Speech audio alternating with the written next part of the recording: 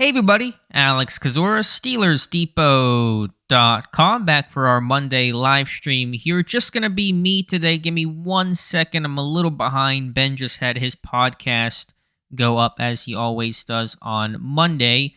And so let me get on track here to pull up the stream on my phone so I can talk with you guys, as always, here till 8 p.m. Eastern Time, bumping up the schedule because of the Monday night game in Week 12. Figured it was not a good idea to have the Monday live stream, which normally would have been scheduled for next week, to do that then. So we bumped things up a week. Now give me 1 second to take this image off, trying to make the stream look slightly, and I mean slightly, more professional. But yeah, just me, unfortunately, because I changed the schedule here, so that's really more on me. Dave has a doctor's appointment, and that's obviously the most important thing for him right now. So it's just me you have to listen to for the next hour, but I promise Dave will be on for the next live stream, which we will have 2 weeks from now. So if you guys could just let me know if you can hear me, if the audio sounds okay. If so, then we will start by answering your questions until 8 p.m. Eastern Time. And so just give me a quick check here. And also, if you guys could like the stream, I certainly would appreciate that. That would bring more people into the chat. Things sound good. I also apologize. I know I always sound nasally to begin with, which is a whole another boring story you don't want to hear, but I have the most just chapped lips ever. This cold winter is killing me. I got this new humidifier, and it just, I don't know, it's destroying my my chapped lips. I have no chapstick, so I'm probably going to sound more lip smacky than usual, so my apologies, many of those in advance, but glad you guys can hear me. Again, if you want to have your question be guaranteed to be asked and answered, you can send us a super chat, move to the front of the line. No obligation to do so, but they're always appreciated. But we will move to the questions right now, as you can read about Ben's thoughts on Kenny Pickett as the Steelers come off their 37-30 loss to Cincinnati on Sunday, dropping Pittsburgh to 3-7 on the year. We'll kick things off with our friend Mutated Genome. Says, "Hi Alex and Dave, your thoughts on Pickett's accuracy. Is it his nerves in the pocket or just poor fundamentals causing some of his wildly erratic passes? I'm just beginning to go through some of the all-22. It probably wouldn't be nerves. To some extent, there's pressure that can influence things, but I wouldn't categorize those as nerves. I doubt Pickett probably has a lot of nerves at this point. He's started a handful of games on the road, at home. Maybe the primetime game Monday will be a little bit different, kind of that last new thing to do, because he's yet to play. No, he did play in a primetime game, though, right? Miami was a primetime game, so what am I saying? So I think all the nerves are likely out of the way at this point. I think fundamentally, some of the things that Tyler Wise has talked about, overstriding and things like that, and just overall footwork, those things are generally going to influence accuracy more than maybe some sort of intangible mental makeup, which I think Pickett has a pretty strong constitution. So I think that's probably more of the issue than it would be anything internally with him.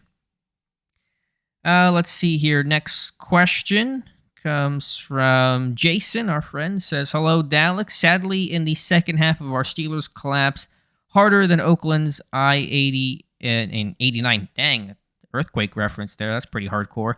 How much do y'all think the fault lies with Kenny accuracy and how much is on the OC? It's a bit of both. Again, still working through some of the game, off the top. The second and long calls I didn't love. They were in 2nd and 7 plus 14 times yesterday. They passed the ball 7 times. They ran the ball 7 times. You don't want a 50-50 split there. The stats are pretty clear that running on 2nd and long is kind of running into death in terms of the football world, putting yourself in 3rd and long against a Bengals team that gets really blitz heavy and showing a lot of sim pressures and things like that, trying to sow seeds of chaos on 3rd and forever. And I thought Pittsburgh, by running the ball in 2nd and long, was really kind of putting themselves into those moments. I know they wanted to establish the run and commit to the run the way they did against the Saints, and that was probably the mentality behind it, but didn't like that from Canada. Outside of that, I don't know if there were other things that I can really pinpoint to. Still working through the game to kind of talk about some of those issues. A lot of it's just small things that become big things, like one guy with a miscommunication that leads to a busted play call on what should have been a draw that leads to a penalty that leads to this team being really backed up, that leads to a sack, that leads to a punt, that leads to a score, and you get the picture. So oftentimes it's a bit of that popcorn, to use the Tomlin reference in ward there that leads to this team hurting itself so much with all those unforced errors. Double HH with a very generous $20 super chat, so thank you for that. We lost a track meet last night by the 50-meter mark. What 4 positions of need would have made a difference in a future track meet? I'm thinking from the perspective of our first 4 draft picks next season. Again, I wish I had a great list where I could just say, these are the 4 spots to take, and that's going to solve all those things. I don't off the top of my head right now. I mean, I think some of the things are pretty obvious. You would love to have a number 1 type corner. You know, how do you deal with T. Higgins? I have an article in the morning on the site that talks about all the ways that the Bengals creatively use T. Higgins from different alignments and splits and bunches and things like that. And he torched all the Steelers' top corners: Levi Wallace, Arthur Millette, Cam Sutton. So there isn't really that true number 1 guy. Some number 2 types in Wallace and Sutton. Millette's a situational guy playing far too many snaps right now for my liking. So that would obviously help. Number 1 corners do not grow on trees. They're tough to find. They're expensive in free agency, and they usually command a top 10 type draft pick. Trench play still would be important to me overall in the bigger scope of improving this offense. Receiver would probably be a consideration as well, but I think you really felt not having that real top-end corner. Ahkello Witherspoon has the talent to be that guy, but it's never come together consistently over a long period of time for him. It's been flashes, including the last 4 to 6 weeks of last year. You saw that with Ahkello Witherspoon, but has not been able to replicate that, and that is the story of his career. But thank you for the super chat, Double HH.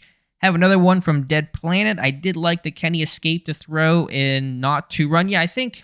I thought in training camp, one of the better traits that he showed was keeping his eyes up as he moved. He's a guy that's running to throw and not running to run, in a sense of he's not someone that's trying to take off immediately. You've seen that more of him just looking to run outside the pocket and not keep his eyes downfield in recent weeks, which is probably pretty typical for a rookie quarterback. They have mobility. They want to lean on that as an asset, and you can't throw a pick scrambling. It's kind of the mentality, the thought, I'm sure. And so I thought he did a good job, kind of what he showed more in camp, and when that was obviously a less pressure, less intense environment where you can't get hit, to keep his eyes up. I thought the best play he made probably was an early 3rd down completion to Jaylen Warren, feeling the blitz, using his mobility to buy time and slide to his right, but also keeping his eyes downfield, finding Warren and converting on 3rd and 8. Thought Pickett did a really good job in the first half of converting on some of the 3rd and long situations you typically don't want to be in. Second half, it got worse. Him and this offense dealing with 3rd and long, and that was one reason why this offense stalled out in the second half. But good point there, Dead Planet. Going back up to our friend John Pennington, says, Dave and Alex, what do you guys think about the Cincy player telling our players that our team runs the same plays over and over again? Yeah, that was Jermaine Pratt, the linebacker. I know that he had a tackle on Steven Sims on one of the jet sweep plays. Again, you hear that stuff more after a win than a loss, and Pittsburgh's offense is not the most complex or the biggest playbook in the world, which is expected with a rookie quarterback and a pretty young and new team overall. So nothing that really I'm going to think about too much. I'm going to focus on the tape and see what patterns I pick up on. Again, I think the first 4 or 5 weeks of the year was really poor from a Canada game planning schematic standpoint. I think more recently over the last, 5-6 games or so, it's been better from a schematic standpoint. Not perfect, but better. And it's been more of an execution player standpoint. And so I've been a little less critical of Canada, but again, there were certainly things to talk about. And I mentioned my frustration with the 2nd and long runs that I thought really hurt this team and put them into so many 3rd downs in general. They had 17 3rd downs yesterday. That 25% of their total plays were 3rd down. And they were decent on 3rd down, especially in the first half, but the luck kind of ran out in the second half. I don't know what the exact splits were, first half, 3rd down success versus second half, but I can promise you first half success far better than the second half, and that was because you can't be in 3rd and 7 forever. They had, I think, 11 of their 17 3rd downs were 3rd and 7 or longer, and you can't consistently win that way. And again, I think that's one reason why this offense struggled, because they had a bit of they were overperforming on 3rd and long in the first half, and that kind of regressed to the mean in the second half. Is the quick analysis there. Mike Adesso, hi Alex. Okay, after 10 games played, how would letter grade out each individual on the O-line? Just the 5 starters. Seems to me they've made big strides since the preseason. They have. In terms of letter grades, I don't know right now. I think James Daniels has been the best offensive lineman. I've talked about how Kevin Dotson's the first guy I would look to replace on the O-line starting the offseason. He's got talent, he's got potential, but it's just a frustrating player to watch, as you guys saw in the video that I put out this past week on the channel and on Steelers Depot. So that's probably where I start. I think all those guys have grown and gotten better. I think Mason Cole's been generally steady in the middle, and I can appreciate that, especially coming off a year where you had a total lack and absence of steadiness and consistency with a rookie in Kendra Green. So there's been a big benefit there. Dan Moore's independent hand use has really impressed, and he's gotten much more comfortable with Pat Meyer's teaching, as has James Daniels, who was maybe taking the biggest jump from a guy that really struggled in the summer adjusting to the different pass sets and the way that Pat Meyer wants things in terms of the aggressiveness of the sets, and Daniels has really cleaned things up. And of course, been generally the same guy. I would say a bit above average in pass pro and probably below average as a run blocker, and as an average right tackle overall, who kind of does his thing, and he's available and durable, and he's kind of a maxed out guy despite being 25 years old. So in terms of letter grades, I don't have them for you now. After the season, I can probably give you some, but they could and may change from now until the end of the year. So I try not to put maybe exact letter grades on it midway through the year. Bruce Myers, if the season ended today, which is the top impact player the Steelers should draft at number 8 left tackle or corner? It just depends on who's there, to be honest. I mean, both of those, guys are playing premier positions, and so the value could be high at both left tackle and corner. So it's not, maybe there might not be a lot of consideration in terms of what's more important if you're talking left tackle versus off-ball linebacker, or even left guard versus left tackle. Different equation, receiver versus left tackle or corner, something like that. So I would probably lean corner right now, just because I think Dan Moore can be a better left tackle than any of the upsides of the cornerbacks on the current Steelers team, but it really depends on the person and how they fit schematically and all those things. It's tough to really answer those questions in a vacuum, and consideration should, and I imagine would be given to both positions there, Bruce, if that scenario played out. Got some more super chats. Well, I got 3 of them, so thank you guys so much. Appreciate that. Again, if you could like the stream, also would be a big help. So even if you can't or don't donate, which is totally acceptable, totally fine, liking the stream truly helps out a lot in the YouTube algorithm. Chad Samora, what do you think of Dan Moore's game on Sunday? He was bad, in my opinion. Again, still working through some of that. I don't think bad was the first word that came to mind. I know on that whole horrible sequence there, I think it was the I forget if it was the 3rd and 25 sack, whatever sack that was, where Hubbard came in free off the edge, and Moore lost his matchup to, I believe, Hendrickson. That looks bad, and I imagine that's not a good rep for Dan Moore. But Kenny Pickett taking a kind of a funky drop, 7-step drop out of the gun. It was kind of more of a back pedal. I don't know if he was trying to gain ground because Hubbard was going to come in free, and Pickett wanted to throw hot there. And the hot route never really opened up, and the Bengals dropped some of their interior guys and kind of took that stuff away. So I wonder if Pickett was kind of trying to back up to buy time. But when you get so much depth in the pocket, those tackles have a really tough time of sealing the edge when the end doesn't have to go through you, or it just has to go around you, and it makes that angle easier. So again, have to go through some of the tape. The holding call on that missed touchdown, would-be touchdown to Pickens, I'll have to go back and check as well. But bad's not the first word that came to mind, but judging offensive linemen live can be difficult to do. And so I want to go back and watch that one. Tim Chase says, with a $5 super chat, has the Steeler way of doing things become outdated? Seems like young, innovative coaching becoming the thing now.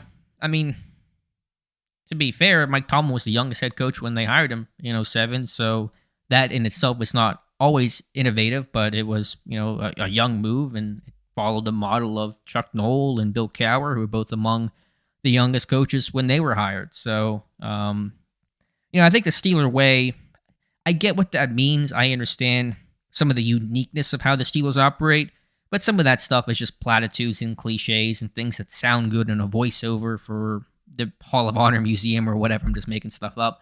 And it doesn't always necessarily mean a whole lot. Now, has the model changed, and should they change their approach of doing business when it comes to free agency and draft picks and things like that. I understand that's probably what you're getting at when you say things like steal away. And sure, there's merit to that. Should they be heavier in analytics? They probably should. And we'll see what Andy Weidl can do. And again, I think the point to make in terms of the approach and how this team will operate, this is really the first time this upcoming offseason that Omar Khan and Andy Weidl will get to build the roster in their vision. I know Khan was obviously on staff and worked with Colbert so closely and so much, but him and Andy Weidl, who was an outsider from Philadelphia, were not hired until late May, and that's after the draft and after the bulk of free agency. And so they really have not had time to build the roster the way they want to. Most GMs come in, about 90% of the time, those guys come in January, early February, and they get to go through that whole offseason process and have their roster essentially mostly shaped. There's always more changes in year number 2, but mostly shaped by their first year. Not the case in Pittsburgh. That's why I was basically the lone voice who was pretty critical of Kevin Colbert staying on until after the draft. I think if you're going to exit as GM, you exit immediately as the season ends and let the new regime come in and build a roster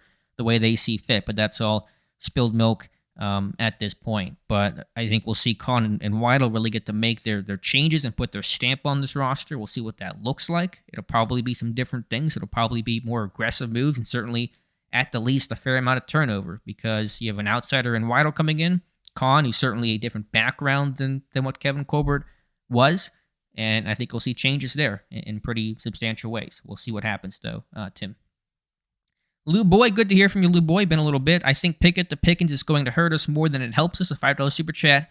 Not really sure the context for that. I think, Pickens has been that sole source of downfield plays. There's an element you don't want to force things and be too concentrated on that. So maybe that's your point there, and I understand that, Lou Boy. But I think Pickens is one of the young stars on this offense. And as he grows, his game still has to grow and get more refined and be a better route runner. But I'm seeing progress there, seeing him win in more ways than just vertical concepts. And so I think I'm encouraged by that. But I have no issue with throwing to George Pickens right now because he's been one of the better weapons on this team consistently and especially as of late. Let me get a drink of water here real quick. Then I'll get to Chupa Thingy's very generous $20 super chat.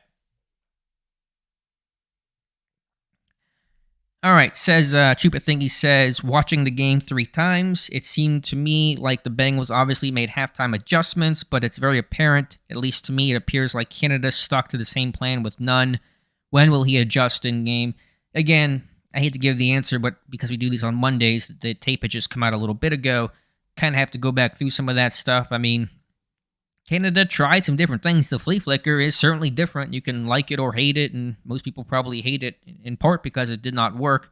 That was something different. That was an adjustment to make. Now, did it work? No, and that's ultimately all that matters, how you get judged by. But that was something, and that was one of the biggest missed opportunities of this game. He had that 33-yard completion to Pickens' right sideline. You go tempo, trying to go quick with the flea flicker. If that works, that totally changes the tone and tenor of the game. Obviously, it did not work. So I just have to go back through, and I think you have to find more specificity in terms of maybe that's a valid point, and Canada did not change, but what are some of those specific things that we're talking about? Whenever I try to critique Canada, I try to be very measured and very clear and specific to, okay, here are my critiques. When I did the critique of the sprint outs, I went back through the tape and watched every single game up until that point to categorize the sprint outs, down distance, what was the route combination, those kinds of things. When I talked about his 1st and 10 usage of a certain play, how often was it used? 7 times on 1st and 10 from the yard line to yard line and things like that. So I just try to be very specific in that critique so it doesn't sound too vague and too catch-all. And sometimes it loses meaning when you hear things like he didn't adjust or he was too predictable. That may be true, but without getting really kind of into the details of it, it's hard to really address that too specifically. So sorry about that, Chupa Thingy. But thank you again for the very, very generous $20 super chat. And I know you've been here for a lot of these live streams, so Dave and I certainly appreciate that. Let me go back up here to the top and find some more questions that were non-super chats. Mike Adesso of Warren is out. Would you play McFarland over Snell in the Warren role, but maybe a little less use? Well, Warren's primary role, I should say, is third down usage, and McFarland cannot pass protect. So I would not be using McFarland in that situation. I would certainly rather have Benny Snell in pass pro than Anthony McFarland. Could you have some rundown situations where he gets involved? Maybe, but I'm not really counting on that right now. But certainly would not play McFarland on third downs. Dead Planet about Pickett having a good game. It was a good first half. Second half, I wouldn't call that good, but I thought that first half was the best half I've seen him play of his young career. I was really encouraged by that, beating the blitz on third down, obviously putting points on the board, making good decisions. And so I thought he played a really strong first half of football. I was not alone in that assessment, but the second half, and that's not all on him, of course, but the second half really took the wind out of the sails of what could have been a really strong game start to finish. David O, our friend and contributor for the site, David O. Alex, what positives did you see coming out of this game? Anything we can look forward to? I do have winners on the winners and losers list. So, I thought George Pickens and Pat Freiermuth. I think Freiermuth has really come into his own, and I'm glad that Pittsburgh has allowed him to be more of a vertical threat this year. He's got 7 catches of 20-plus yards this year. I think he only had 2 his rookie year on 60 receptions. So, they've been better using him, and his hands are incredible, and his blocking has improved to some degree, but a better blocker out in space. The pass rush got going in the second half. You saw Hayward with that just crazy potent bull rush and long arm and so crafty on stunts, and Watt and Highsmith and those guys making plays. The defense created splash. They were +2 in the turnover differential. They took care of the football. Kenny Pickett's not thrown an interception in the last 2 weeks. So those were all good things. Matthew Wright bounced back. Presley Harvin punted well. Marcus Allen made plays on kick coverage. All those kinds of things come into mind right now. They were good on third down in the first half, although they were in too many third and longs, but they converted. Pickett, again, a really strong first half of play.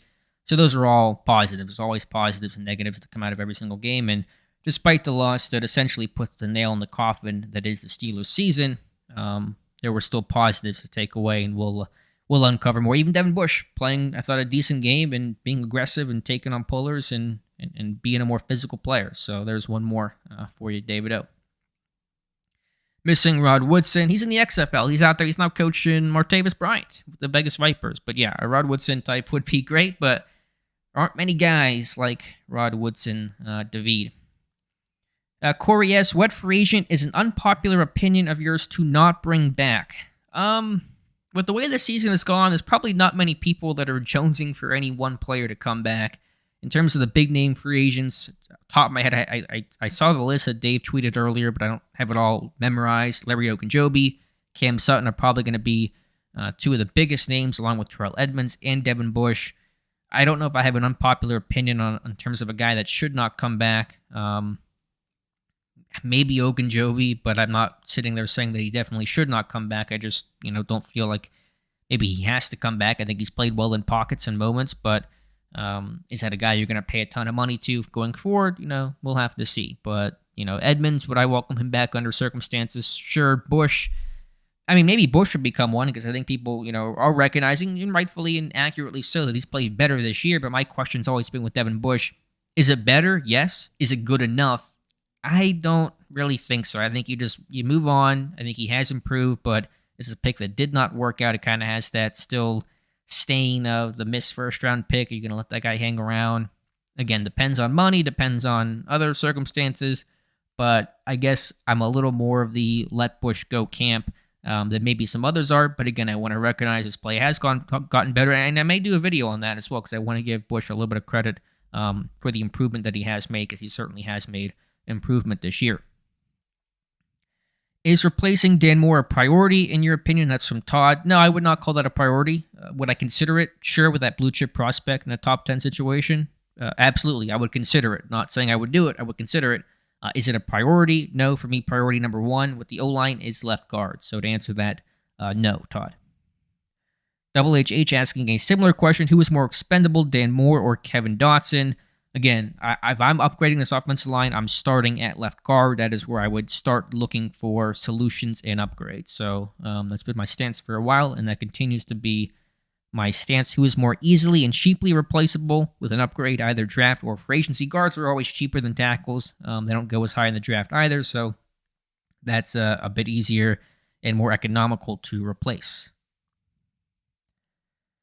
To get one more super chat. I did get a super chat here from Chupa Thingy again, so thank you. Says, biggest issue I had was the inside draw from trips left and play action to the Y crossing 6 yards up. I could be looking too much into it. No, I mean, that's good. I mean, it's good to hear somebody offer something specific, because with all the Canada critique and criticism and anger, I usually don't even get to that level of detail. So I have to go back and check some of those plays. Are you talking about the failed inside draw where there was that miscommunication, or another play? I'm not quite sure what you're referring to there. And the play action to the Y crossing 6 yards up.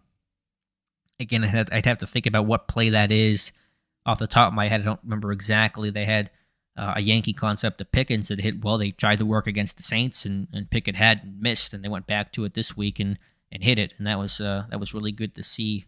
Overall, but I just have to think about some of those plays overall. But nice to hear some detail on that commentary, so appreciate that. Scrolling back on up, that's about a half hour left. Mike's asking me about Jalen Ramsey, what I give up first, maybe Witherspoon, other picks. Witherspoon, I'm sure, has very little value, so probably wouldn't do much. I don't know. Ramsey's getting a bit older, and he certainly can be still a great corner, but there's been some inconsistency in his game. I don't know about scheme fit and all that kind of stuff. So, I mean, would you consider it? Sure, it's Jalen Ramsey. I don't think the Rams are in a big hurry to sell him, even despite their tougher season.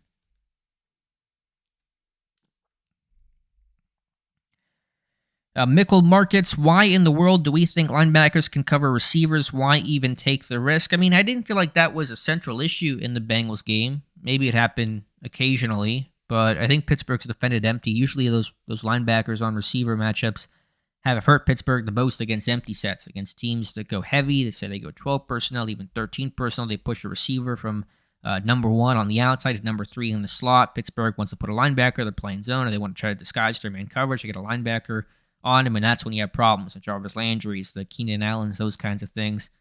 T. Higgins was making his plays against corners, against Levi Wallace, against Cam Sutton, against Arthur Millette.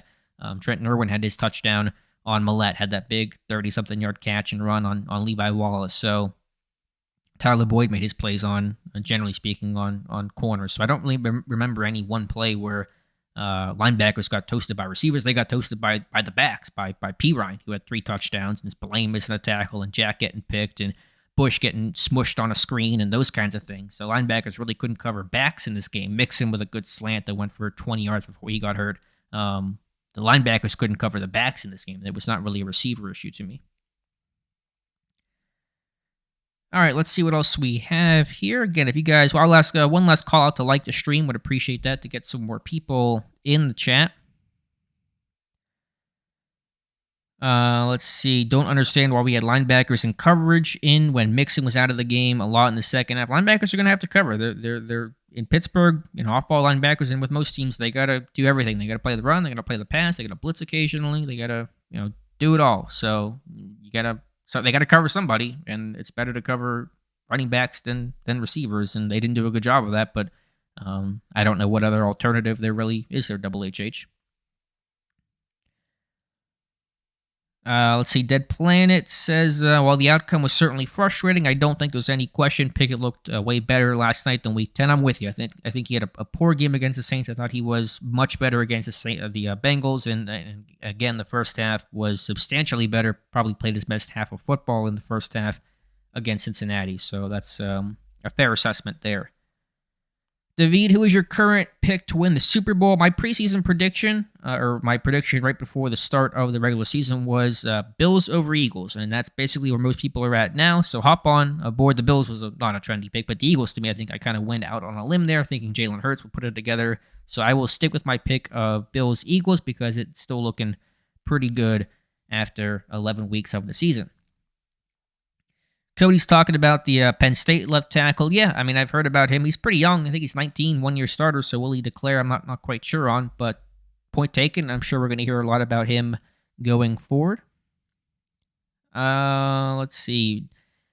Double HH, Brazil, Argentina, or a European team will hoist the World Cup. I wish I had a good answer. I do not know about the other football. Soccer is the other side of the pond calls it. It's so bad. I had the game on mute, or was kind of half paying attention, but it took me about a half hour watching the World Cup today between the U.S. and Wales to go, oh, the U.S. is on this side. I thought they were on the other side. So I was like, U.S. is having a really bad first half. They're getting crushed. Then I realized, oh, that's the U.S. Who's been dominating. So that's my level of expertise and knowledge when it comes to the World Cup, not always knowing who's on what side and all those things. So I do not know. I'll say Brazil, but I do not take any advice from me. Run in the other direction.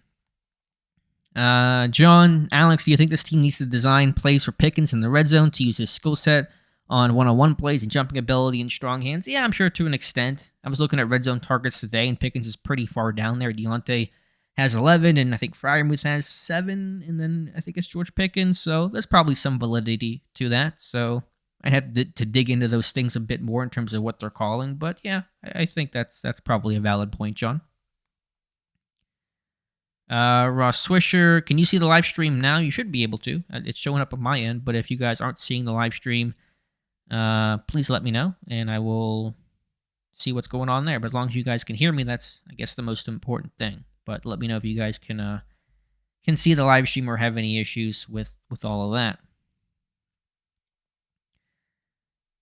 Let's see, Dead Planet. Pickens also dropped arguably Kenny's nicest pass, while inconsequential, would have made Pickett's overall performance look that much better. Unfair to him. Yeah, that deep ball left side was a great throw. The Pickens, very uncommon for him to drop. Just probably lost focus because the game was kind of over, and you're mostly half going through the motions at that point. But yeah, I mean, Pickett's deep ball to me looked good. The sluggo that was incomplete, that would have been negated on the hold. Still not really sure what happened there, if that's more on Pickett or Pickens. Sometimes the guy gets so open that it's harder to throw it to him because you're just trying to judge where he's going when there's no leverage or defensive back to kind of mark it for you. So I don't know what happened there, but I guess it would have been negated by the hold anyway, but that's a fair point, Dead Planet. Do you think Deontay's an afterthought on offense? Is he a number one? It certainly seems like Pickett looks for him less than what Trubisky has done. The numbers seem to bear that out to a degree. I know Pickett talked about some of the coverages were dictated to take Johnson away with some of the two-man look or two-high looks, so I have to go back and check through the tape, but Johnson has not been used well in this offense, somebody that has not been given many yak opportunities and has been really confined to more sideline-type routes, and that's not, he can win those, but that's not where he's at his best. He's not being used vertically much. He only has 3 targets or 3 catches of 20-plus yards this year. That's less than Chase Claypool had, and Claypool's not played in Pittsburgh for a couple of weeks. So I don't think Johnson's been used specifically all that well this year, and he's certainly feeling frustrated because of it. He's averaging 8.9 yards per catch, and that's a tight end number, not a number for ostensibly your number one receiver in your offense. Let me pull up the PFF grades that Clayton so diligently puts together for you guys to look at defensively. Let's see what else we have here. Alex, I felt like some of the issues with kick coverage was because of the Boykin injury. Do you think that's true? I'm sure to an extent. They were issues against the Saints, though, so they didn't start with this game. I'd have to go back through the special teams tape. I have not even opened that tape yet to see some of those problems, but kick coverage has not been particularly strong. Probably a new kicker with a bit less of a leg that's not getting some touchbacks is impacting that as much as any one particular coverage guy. Do I really believe that Moore can hold Miles, Hendrickson, and Owe for 6 times a year? I mean, Moore's not an elite left tackle, never be one. I think he can be a good left tackle, and he's still a second-year guy that's improving and getting better, and I think he's gotten better against Garrett. Garrett still certainly had his wins, and I was really annoyed by commentary last year that Moore played well against Myles Garrett. He did not. He was slightly better in the second game, but was not good in either game. I'm just watching his progression, and I can certainly see the line of how much he's gotten better in terms of sacks I charge him for. I think I only have him down for 2 sacks this year when he allowed like 7 or 8 the first half of his rookie season and then got better the back half. And just watching his comfort with Pat Meyer. Again, if there's an opportunity to get a franchise left tackle, then I'm going to jump on it. I don't think Moore's a franchise left tackle. He's not a Rashawn Slater. He's not an Andrew Whitworth. He's not one of those caliber guys, but, the capital to get a left tackle is going to be tough to do, and if you have to stay with Moore as your left tackle, I think you could do a whole lot worse there. But I've really gone through the tape and really understanding what Pat Meyer wants, and watching Moore grow from struggling in the summer because he was a 2-hand punch guy. That's how he's been taught, and to go to independent hands and be able to work his hands well and refit his hands. He's done a really nice job of improving, and I can certainly see that in the tape. Mike, I think after watching them go to head yesterday, we can put the Pickett and Burrow comps. Burrow is light years more talented. No, I think he's more talented, but I mean, Burrow is also a couple years into his career with a Super Bowl appearance, and Burrow's rookie year didn't go that great before the injury. So, it's not exactly a one-to-one comparison, obviously, based on where they're at in their career arc. So, yeah, I think Burrow's probably more talented, but not considerably so. And has some better weapons and an offensive line that's improving and a better run game and those kinds of things as well. But obviously, Burrow's the more talented, and I would take Joe Burrow any day over the of the week over Kenny Pickett as things stand right now. Let's see what else we have here.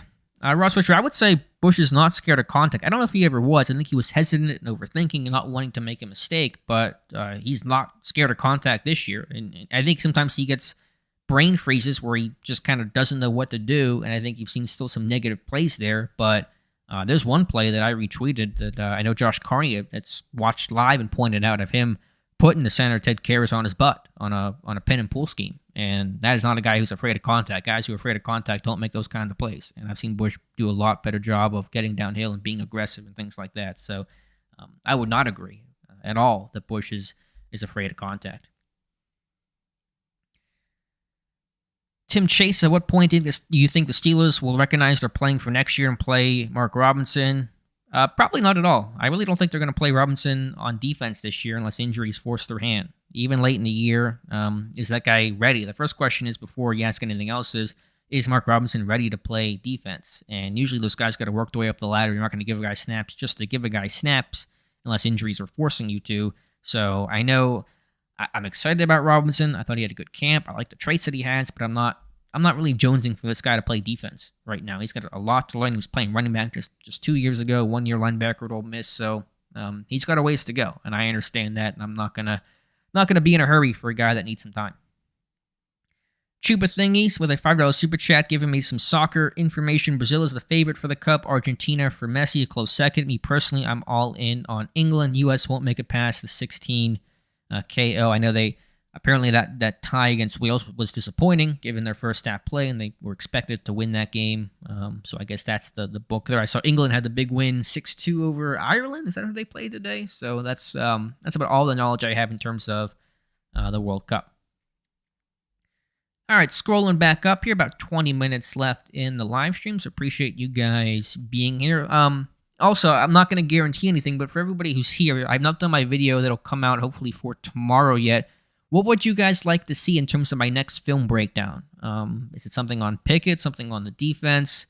I have not decided on what I want to do a film room breakdown for YouTube and for the site on. So if you guys have any suggestions for what you would like to see in terms of a player or a play or some sort of concept, let me know in the chat, and I will certainly take that into consideration when I come to deciding on what my next video should be. All right, let's see what else we have here for you guys. Alex, do you think Canada is hurting the growth of the receivers, not using them correctly? I think he's not meshing well with what Johnson can do, needs to do, where he thrives the best and wins the most. So I think it's probably one guy who's being hurt by the structure of this offense. Is Pickens being hurt by the structure? I don't think so overall. I don't think Frymouth is being hurt. I think Frymouth is being used properly and well. And the other receivers, there really isn't a lot of information on, and it doesn't probably matter a whole lot when it comes to Olszewski and Sims, and those guys are being used as their slot, gadgety space players. So, yeah, I think Johnson's being hurt, but that's probably the extent of it overall. Iran. Okay, it was 6-2 over Iran, so there you go. My bad. I just saw something, and I just guessed without really paying much attention. Should have looked at the flag there. Let's see what else we have here for you guys. Dead Planet last thought really would have been interesting if Calvin Austin saw the field. Sure, I would have been excited to see just something to learn more from him other than a dud of a rookie year, and 2 weeks in training camp is all we kind of have to go off of when it comes to Calvin Austin's first season. So, unfortunate for him. Get back healthy for OTAs for the spring, and we'll see him next camp, and hopefully the speed's still there, and he looks no worse for wear coming off of foot surgery. Don't know the extent of the surgery, but obviously enough to shelve him for the year.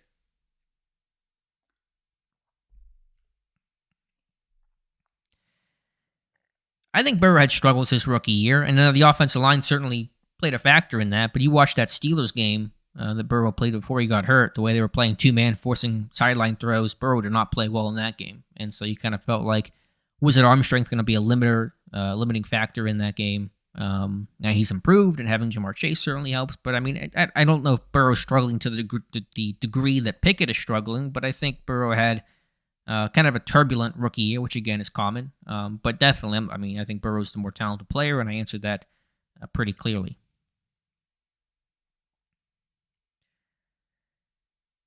Does Bush another contract? It depends on price. It'd have to be cheap. Certainly would have to be the right price, but I'm still going to say no right now. But he has certainly improved. Double HH, I'd like to see how Najee has improved the last 2 weeks versus the first 2 weeks. Yeah, it's not a bad idea. It would take maybe some doing, and the line certainly is partially dependent on that, but good point there. Film room breakdown on the pass blocking from the running backs. That's some Chupa thingy. Okay, yeah, I mean, Jalen Warren not being the third down back, so Harris kind of had to do most of it. Benny Snell seeing his first offensive snaps of the season, so that was a role for him, and if Warren does not play, and that hamstring certainly could prevent him from playing, then Benny Snell may pick up some more third down snaps as well.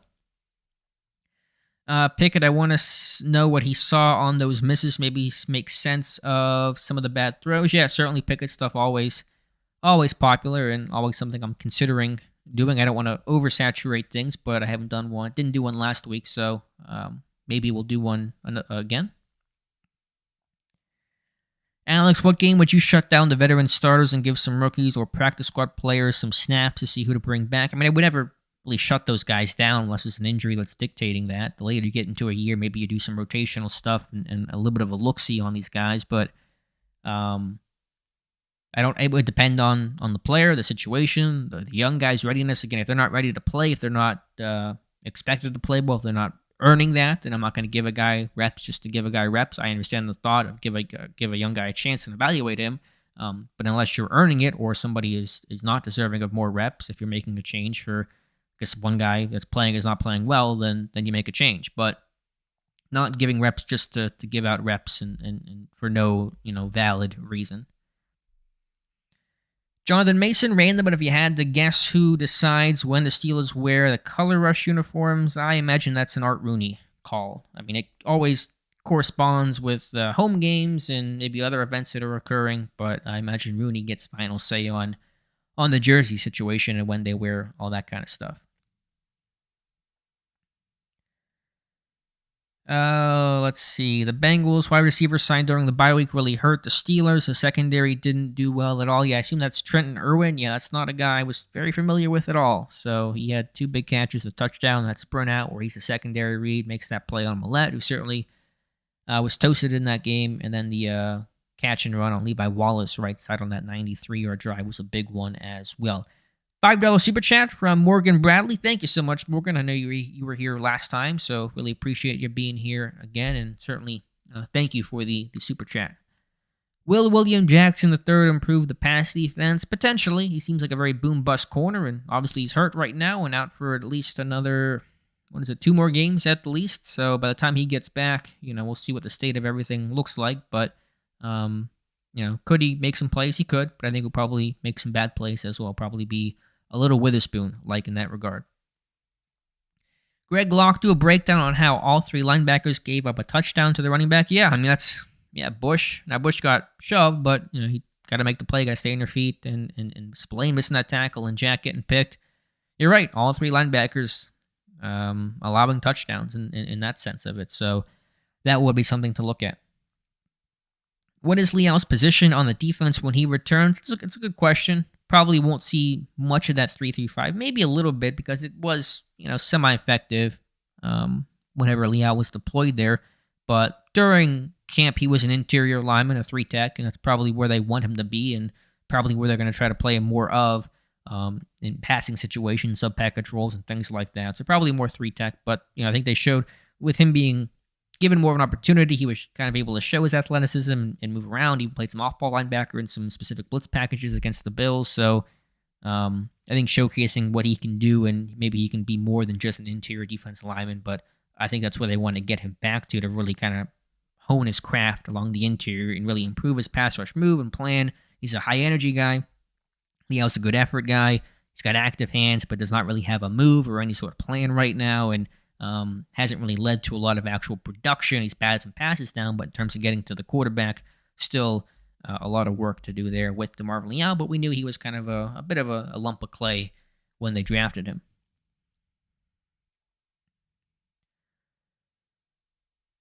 Let's see what else we have here. Any other questions? Jonathan Mason, would you agree that Pickett's biggest limitation is overall arm strength? Seems like he has the accuracy and confidence. Feel like he can be quarterback 10-15 in this league maybe. Yeah, I said whenever he came out, when I did my pre-draft projection of Pickett, and I didn't have him incredibly highly ranked. I said best case, he's probably like a car. He's probably a top 10 in a best case. Could he ever be a top 5, real elite quarterback? Probably not. So, I think that's probably where I'm at as well, Jonathan. But again, I'm still evaluating and analyzing and not concluding and trying to box guys into anything right now. In terms of his biggest limitation, his arm's certainly not tremendous, but I really don't see it I haven't seen it as a limitation. I think he's made some good throws downfield. You saw the throws to Pickens and the touchdown and the throw against the Saints to Deontay. He's never going to have a howitzer for an arm, but if you're going to talk about, if you're going down the checklist of things a quarterback has to have, arm strength is not incredibly important. I just think in terms of, you see the top quarterbacks in the league who can really make those insane, off script, outside of structure plays. Pickett's probably not going to be that guy, and I understand that's a tough thing to do, and there aren't a lot of guys who can do it. And there's so much more to quarterback than just making the crazy Mahomes no-look type throw or the Josh Allen run over 4 guys kind of play. But the top quarterbacks in football really have that unique ability to put the team on their back, to go out Craig Jennings and make those just, highlight reel plays. And will Pickett ever be that guy? Probably not. That's why I was a fan of Malik Willis, understanding that Willis is a classic boom-bust type player and certainly could be as good or as bad as possible. I mean, he has a really high floor and a really high ceiling, a really low floor, I guess is how I should phrase that. But he was a guy that makes those high-level, jaw-dropping type plays that the top quarterbacks in football make on a regular basis. And that's kind of what drew me to Malik Willis. But again, we're watching all these guys, and we'll see how it plays out. If Oluwalu retires, then will Ogunjobi slide to nose tackle? No, he's not a nose tackle, and plus Ogunjobi's a free agent after this year. Oluwalu almost certainly will retire, but he's also a free agent. But Ogunjobi is on an expiring contract, a 1-year deal he signed. So we'll have to see what happens to him. But if he does re-up, he will be used as a defensive tackle in that kind of Stephon Tuitt type role. Ross Swisher, Montravius had a good rep, but where has he been all year, Alex? Yeah, that was a good rep to blow up the center and get in the backfield. He's got a good first step, a good burst for a guy his frame and size. But yeah, it hasn't been shown enough. Now, how many snaps has he gotten? He was the backup to start the year, getting 10 snaps a game. And, against the Bengals, they didn't play a lot of base defense because the Bengals are, even without Jamar Chase, a predominant 11 personnel, 3-receiver type team. They were in that probably 90% of their snaps in this game until the last couple of plays there. So didn't get a lot of opportunity. He probably had fresh legs, and that allows you to get off the ball a little bit quicker. But not seen enough from the nose tackle with Oluwalu. It was not played well this year, and Adams has been just okay and not really gotten much of an impact as a pass rusher, although he's not gotten a lot of opportunity with this group being healthier than where it was when he came in last year. 007, why so many penalties on crucial drives on the short fields nonetheless? Yeah, it's a good question. Some of it's technique, some of it's miscommunication. The ineligible man downfield penalty was off miscommunication. You had the hold on Frymouth, which I thought was a little questionable, but it is what it is. Penalties have hurt this team so much this year, especially since the Dolphins game. And this offense, when things go right, when they play mistake-free, it's still a pretty bad offense. And certainly you compound penalties and turnovers into that. They can't afford any of those. The margin for error is so thin with this offense right now, it's unbelievable. So penalties at any time for this offense really destroys them. And that's been the case in several of these games. The Eagles game, the first half of that one, the second half of the Dolphins game, and also the second half of the Bengals game. Does your charting indicate a percentage of snaps for Spillane? It feels like he's on the field a lot relative to Jack and Bush. For the life of me, I don't know why he's on the field on third down. Yes, we have that number. I don't have it off the top of my head in terms of his percentage. He's been the dime backer for essentially the entire season whenever he's been healthy and available. And why that is a very good question. I know he's a good communicator and he's a smart player, and they probably like and value that. They liked all three of the inside linebackers. They were rotating them daily during training camp, and so they wanted to find ways to get all three guys on the field. Probably not overburden any one of those guys. And again, they prioritize and they like Spillane's headiness and football IQ and communication ability, and that's important in dime packages and some of his blitz game stuff and things like that. Now, yesterday, for the first time, I think all year, they kind of did their training camp rotation of rotating those guys out basically every other series, where it was Jack and Bush to start, and then Bush and Spillane were the next series, and I think it was Spillane and Jack the next series, so you kind of saw more of that true three-man rotation there. We'll see if that continues, but that was a bit different than what this team had been doing. Nick Navy, how do you think Andy Weidl's draft strategy or personnel preferences differ from how Colbert built the team? Do you think his draft pool is more than an index card that Colbert relied on? Yeah, I'm sure it's different. Again, I can pull up, if you want to read more about Andy Weidl, I can pull it up here for you, Nick. I did a deep dive into trying to learn as much as I could about Andy Weidl and kind of what makes him tick. And I wrote this article back in late May, shortly after the hire, called The Big Book of Andy Weidl, that talks about his influences, his upbringing, the places he's been, the jobs he's had, and things like that. Generally speaking, trench guy, edge guy. He wants pass rushers. He wants offensive linemen. That's sort of the way he's built this whole thing. I imagine he will be more aggressive in terms of trades, especially trading down. Kevin Colbert occasionally would go up, almost never traded down. I'm going to guess Weidl's going to be more open to moving down. Colbert was very much, if you're going to trade down, you have to have, let's say you trade down 4 spots, there's got to be 4 guys you love to take there so you don't get, screwed over by somebody stealing your picks right ahead of you. So I think Weidl's going to be more open to that and probably more analytically approached him and Omar Khan, and not be quite the whole watching the tape they will do, and it'll be important, of course, but they're going to look at the numbers and probably utilize the numbers a bit more than what Kevin Colbert ever did. Let's see what else we have here. Lattimore, is he going to get cut next year? We'll see. I mean, the defensive line room is going to open up. Alualu's going to retire, and Ogunjobi, we'll see what happens there. Chris Wormley's going to be a free agent. I think he could come back, but we'll have to see. So there could be an opening for Lattimore, but it's been tough for him to get an opportunity. He played 2 snaps yesterday, and they were both the kneel downs. So he's got kneel down experience coming out of this game. Would I bring back Anthony Miller? I mean, a futures deal, I guess, but probably not. Older guy, shoulder surgery. I'll go find somebody else.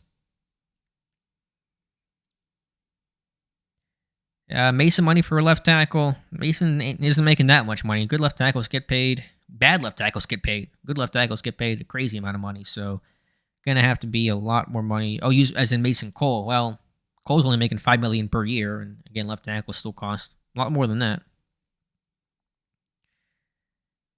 See, any more questions here? About 5 minutes left. It seemed like Kenny literally just shut Deontay Johnson out last night, and it feels like there's something going on between the two. What do you think, Alex?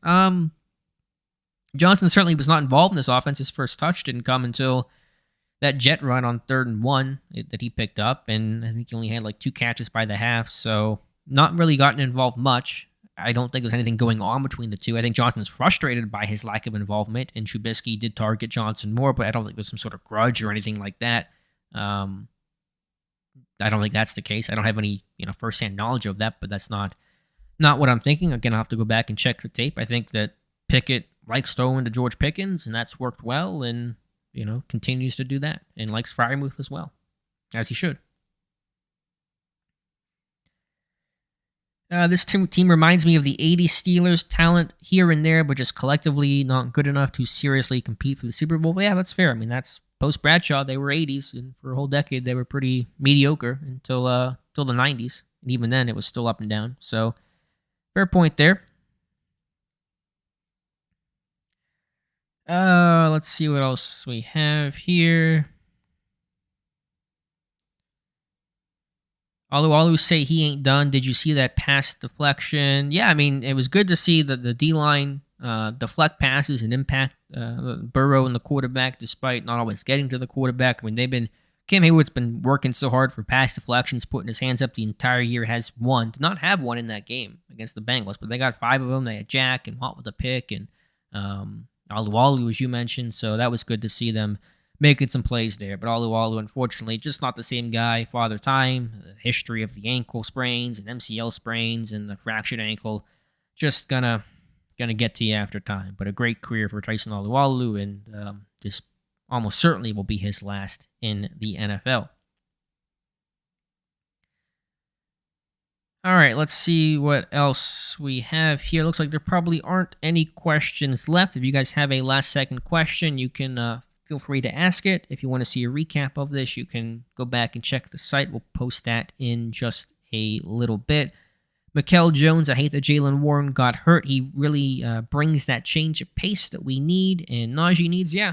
He's certainly worked his way in this offense and has carved out a third down role since the Bills game and has increased his early down role starting last week. And so to not have him, now Najee's a guy who's capable of playing all those snaps. I wasn't too upset. Or, I mean, you never want to see a guy get hurt, but I knew this team could survive without Jaylen Warren in this game based on what Najee can do.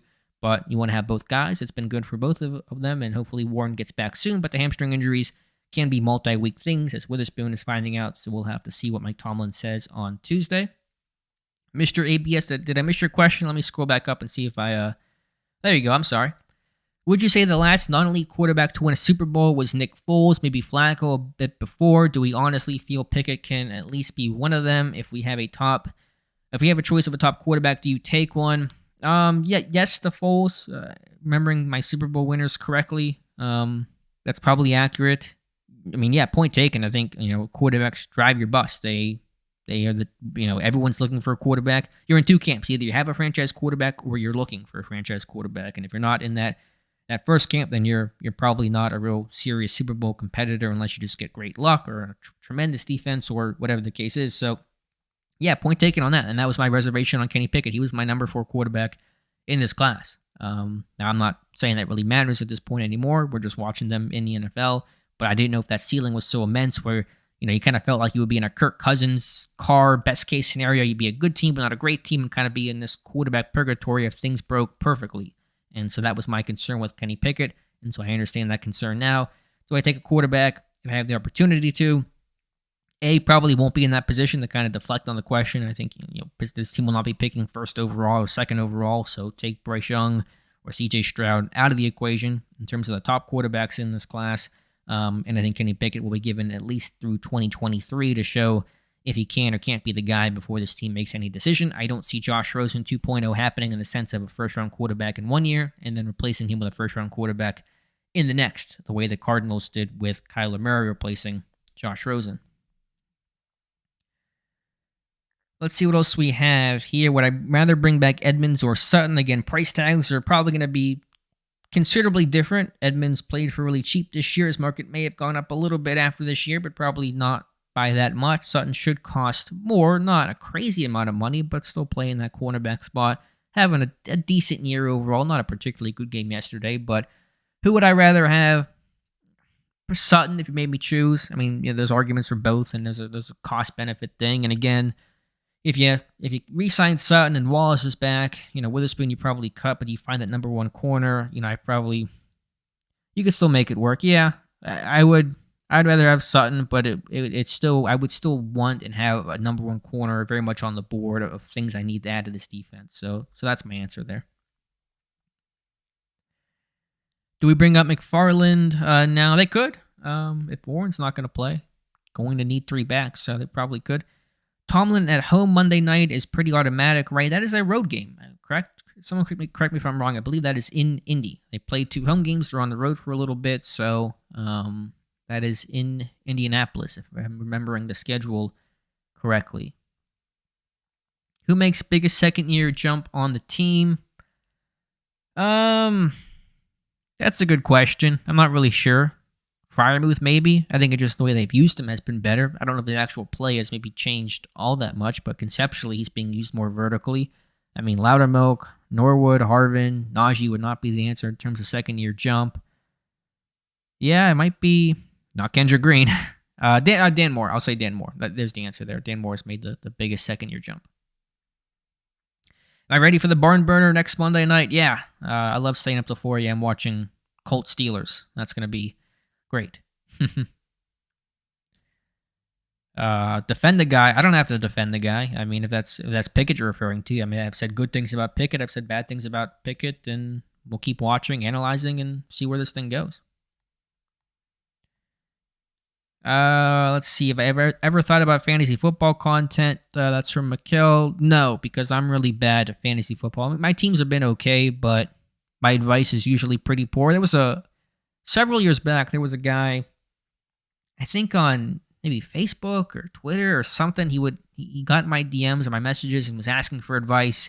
And I would give him my advice, and I was wrong like every single week. And eventually, he stopped asking, and he was correct to do so. So, I don't want to give that stuff out. I don't know how anyone works in the business of like being Matthew Berry or any fantasy football analyst, because that's a job where you're just going to be wrong a certain section of the time. Even the guys who are good are probably going to be wrong 33 to 40 to 50% of the time, because there's just so much you can't control. Like if I predict the Steelers to be wrong, who cares? It has no bearing on anything. If you say start this guy, and people go out there and do it, and he has a dud of a game, you get so much criticism, I'm sure, from people that, you felt like they got screwed over because their team lost or whatever. If you say sit this guy or draft this guy and it doesn't work out, it's baked into the cake of the job. You're going to be wrong an obscenely high amount of the time, and it's going to be consequential where people are always going to be angry at you because you're never going to be 100%. And I just could not be in that position because I always focus on my wrongs more than my rights.